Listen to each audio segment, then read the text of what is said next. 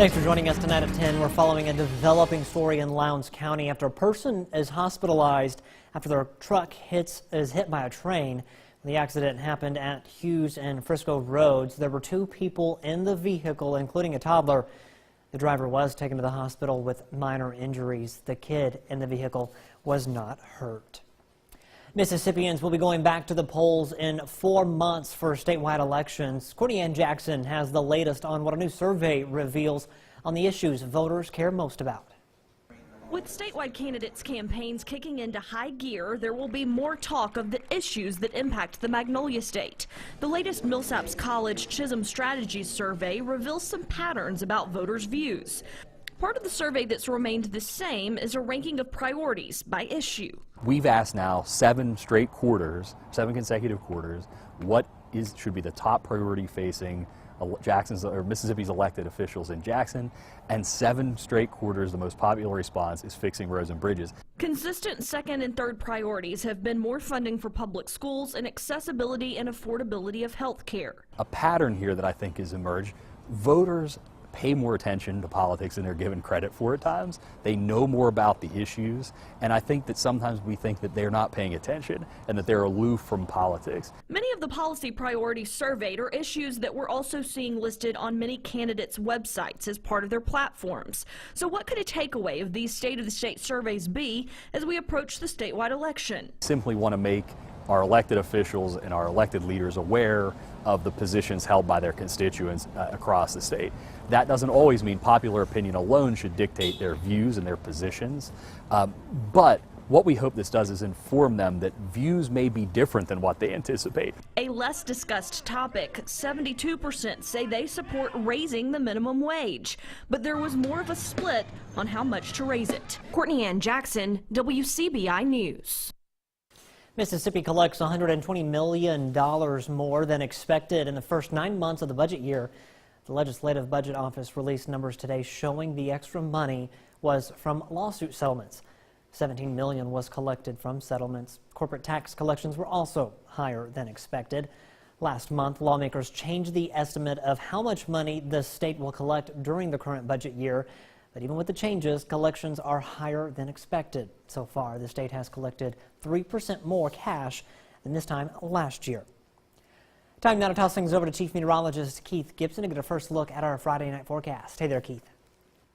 Scott, a pretty nice sunset across our region at Durham's Pharmacy in Vernon. Notice those cirrus clouds. We got rid of those cumulus clouds that blocked out a lot of sun for a good chunk of the day, but now mainly clear to partly cloudy out there. Pretty nice sunset there in Una, Mississippi on our Friday. Hopefully you took advantage.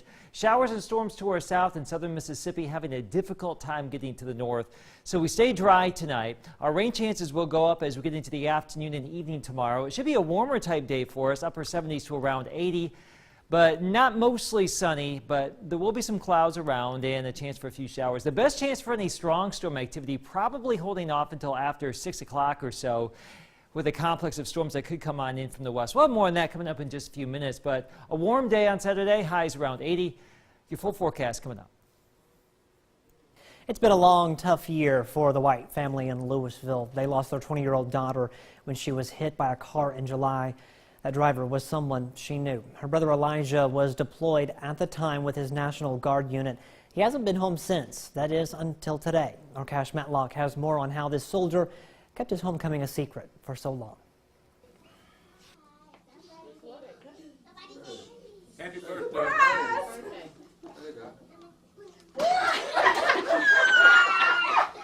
Kelly White had no idea what was about to happen when she showed up to work Friday morning at Fair Elementary School in Louisville.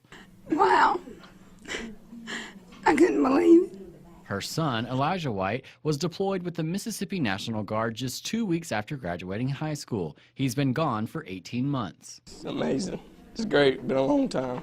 And he's been working with his dad, along with friends and family, for a few months now, trying to plan the big surprise. It was the most amazing thing I've done in a long time. By a lot of planning and a lot of help. So we had to tell a few white lies, but we just had to ask God to forgive us for that. It was difficult at times. I'd get back to the house and Kelly would say, hey, I tried to call you 8 times. Where was you at? I was worried to death about you. And I'm like, we were in the rain trying to unstop a sewer. We didn't have time. I had my phone in the truck.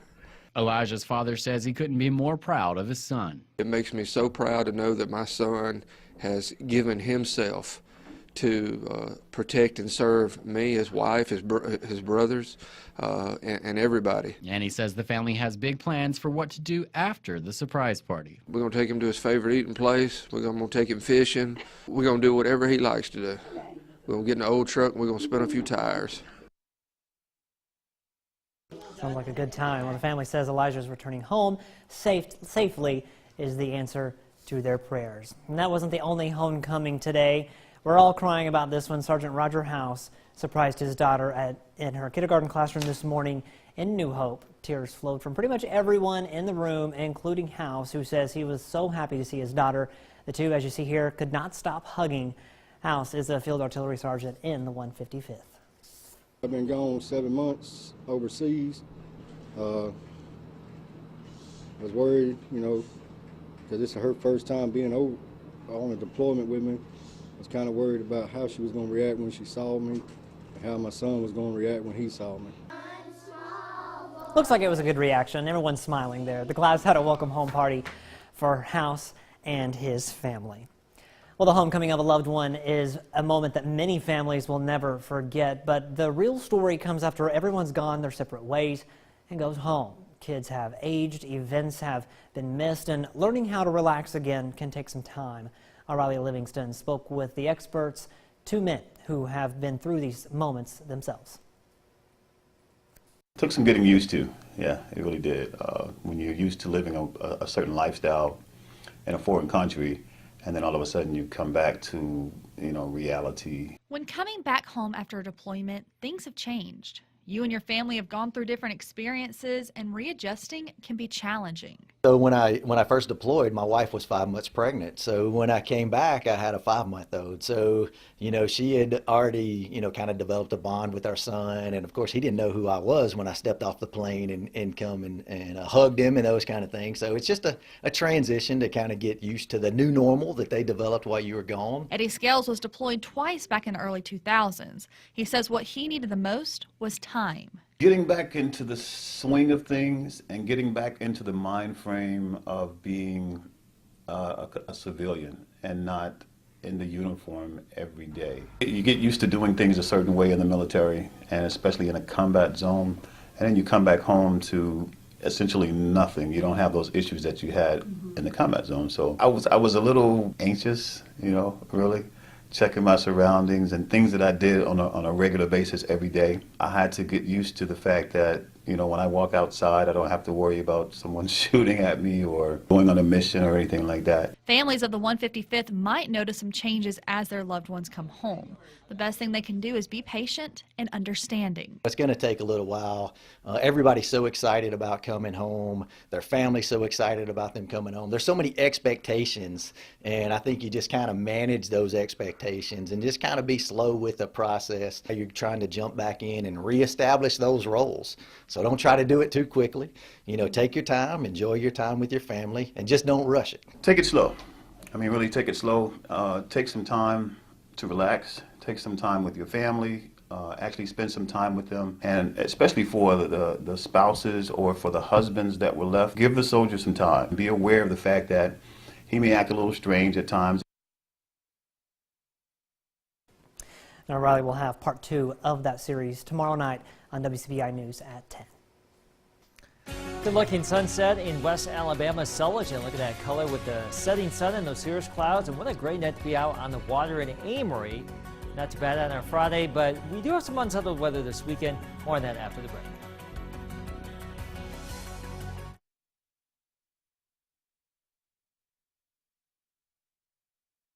WCBI First Alert AccuWeather Forecast with Chief Meteorologist Keith Gibson. Look at these time lapses from Columbus, Vernon, Tupelo, Louisville. This evening, the setting sun. We had overcast conditions a good chunk of the day, but we really wound up the day with some sunshine and a great sunset. Big time storms erupting in Texas. Why Texas? Well, these storms way out here will get more organized later tonight and will actually be coming our way later tonight and tomorrow, and even more will start to develop out there. So right now, hail producers and some of those could get in here in about 24 hours or less. But for a good chunk of our Saturday, it won't be stormy. Don't cancel the outdoor plans, just have a backup plan. Highs around 80 degrees, the best chance for some of these storms in the afternoon and evening. Widespread upper 70s to low 80s across the Twin States, but there will be a chance for storms around. Again, not an all-day washout. The best chance for any strong activity here during the mid to late evening, mainly a wind and hail threat if we're going to get it. So right now we're watching the storms out there in Texas, and notice how we put this into motion by 9 o'clock in the morning. Storms in Texas getting more organized. There could be a little bit of rain close to home as we go throughout the course of the day. But overall, this should be subsevere and scattered in nature. But by mid to late afternoon, that complex could still be going out there in Arkansas and Louisiana. And as we head into the evening, probably after 6 o'clock, you can see this moves across our area. Now, on the leading edge of this, there could be some strong wind, and mixed in with that could be some hail. If this does verify, there's still a chance it could actually track back to the northwest a little bit. So at this point, we're advertising a chance for some storms. The best potential will wrap up by midnight or so on Saturday. Now, Sunday, we may see some additional storms. A few could be strong to severe. The most widespread activity may hold off until the evening or until Sunday night. And we may not see a lot around here at all if there's a big coastal storm complex. So Sunday morning, we wake up to some fairly tame conditions. There will be some storms in the region. Right now, it looks like a lot of that will be back to the northwest. Now, during the day, we'll warm up, highs up to around 80 degrees again, and notice how there will be some showers and storms around. But for our area, we may actually just be too far east from a lot of that initially. As we get into the late afternoon, 6 o'clock, you can see most of the activity still expected to be back to the west, but during the evening and overnight, some of that will punch our way. And then look at that. That could be a coastal storm complex just off to our south. That could rob a lot of what actually happens to get up here as far as moisture potential and storm potential on Sunday. So severe weather this weekend, not guaranteed, but there could be some strong storms around. We, of course, will keep you updated all weekend long. Also over on WCBI.com and on social media. Pretty warm, though, for the next 7 days, 70s and low 80s for highs. The junction was jamming at MSU tonight. We take a look at one of the sure signs of spring when we come back.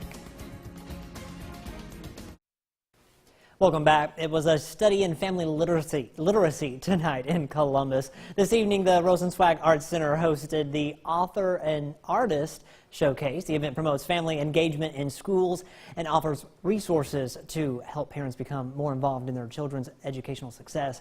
Veteran educator Wanda Prowell says family engagement improves student achievement and restores parents' confidence in their children's education. But the most important thing is that parent will leave knowing that there's another option for educational literature that promotes parental involvement. That's our key focus for tonight, parental involvement. Prowell is working on making the Author and Artist Showcase an annual event. Food, art, and local musicians, they were featured tonight at the MSU Amphitheater. The Old Main Music Festival, that is, kicked off this afternoon. The festival features a full day of both local and national musicians, outdoor games and activities. Hundreds turned out for this year's festival. The Old Main Music Festival sponsored by Mississippi State's Music Maker Productions. The Rebels hoping to chomp down on the Gators for some much-needed redemption. Highlights from the SEC matchup coming up next in sports.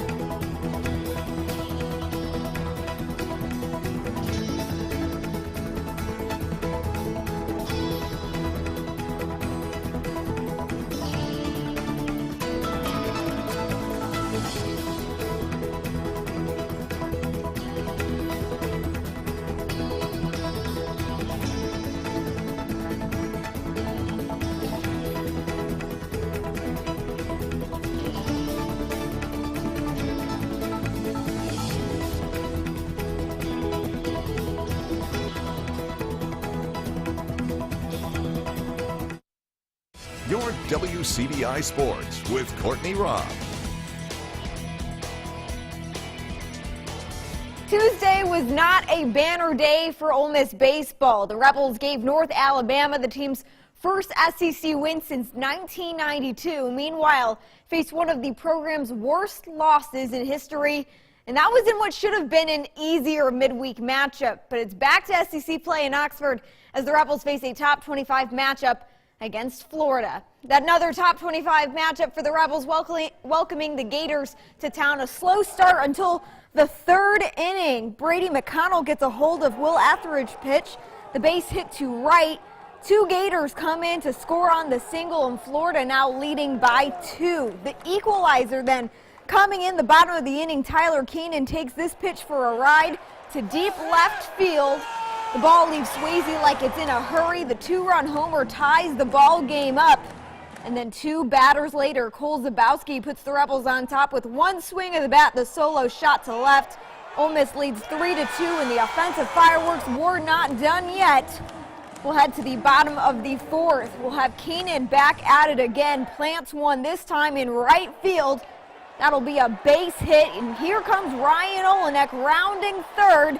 The play at the plate, will he make it home? He does, safe there. A few batters later after that, we'll see Cooper Johnson bringing home just a couple more runs. The 2 RBI single, 13 hits from Ole Miss through 4 innings. The Rebels pick up the Game 1 win 12-4 against the Gators. The matchup gets back to action with a doubleheader tomorrow beginning at noon.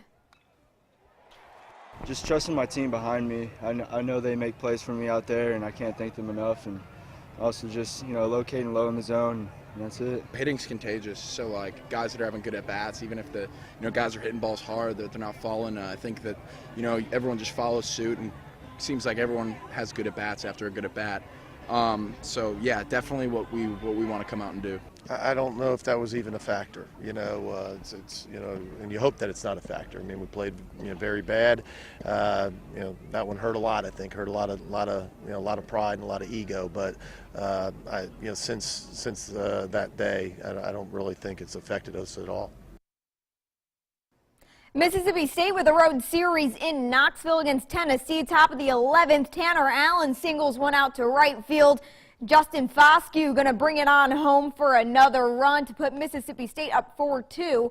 Now the base is loaded. Jake Mangum hits one right up the left field line. The Diamond Dogs tack on 2 more runs from Brad Cumbest and Marshall Gilbert. Mississippi State gets the Game 1 win against Tennessee in crunch time. The final score 6-3 over the Volunteers.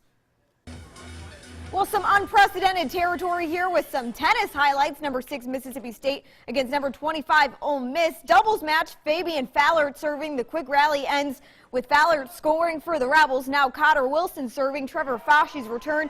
Too much for Ole Miss, and Mississippi wins the set. And then that same match, after a long rally, Wilson hits the ball into the net. It would be a point for the Dogs, and State goes on to dominate the day as they get the win with a final of 6-1 over Ole Miss. Some Friday night baseball action. Calhoun City taking on East Webster. Bottom of the 1st, East Webster up 2-0. Slow Hillhouse pops one up to center field. Slips but still makes the grab to end the inning. And then top of the 3rd, Hastings Gibson knocks Lee's pitch by the 3rd baseman and shortstop for a single, but he would get left stranded. And then John Austin Roberts pitching for East Webster. 2 outs, runners at 2nd and 3rd. Lee hits one to right for a double. That'll score 2. Calhoun City going up 3-2, and the final would be Calhoun City getting the win in this one 12-5 over East Webster. Let's head to the Hollow where the Pontotoc Warriors are hosting district rival Amory, already up 6-1 in the bottom of the 3rd. Harris grounding to 3rd and makes a safe run at home. Then Petco Townsend pushes a single through the left side of the field. Another run scored makes it 8-1 after 3. The Panthers, Andon Johnson with a single to get things going for Amory. And then after 2 more reach, the bases loaded. Ryan Ray with a hit to cut the deficit 8-2. Pontotoc gets the win over Amory with an 8-4 final. That's it for sports. The last look at your forecast is coming up next. Stick with us. Here's our 7-day. We're looking at a warm weekend. There will be a chance for some showers and storms tomorrow, probably on a scattered basis in the afternoon or evening. The best chance for any strong stuff during the evening. We'll keep you updated there. Sunday, it could not be too active. Some of those storms could actually be a little bit more so in the evening. So the weekend, not a washout. Just be on guard for some storms, but warm for the next 7, 70s and low 80s. I was about to say the temperatures over the next 7 days is really amazing. switched it up. We're loving it though. All right, thanks, Kate. Thanks for watching, everyone. Have a good weekend. We'll see you Monday.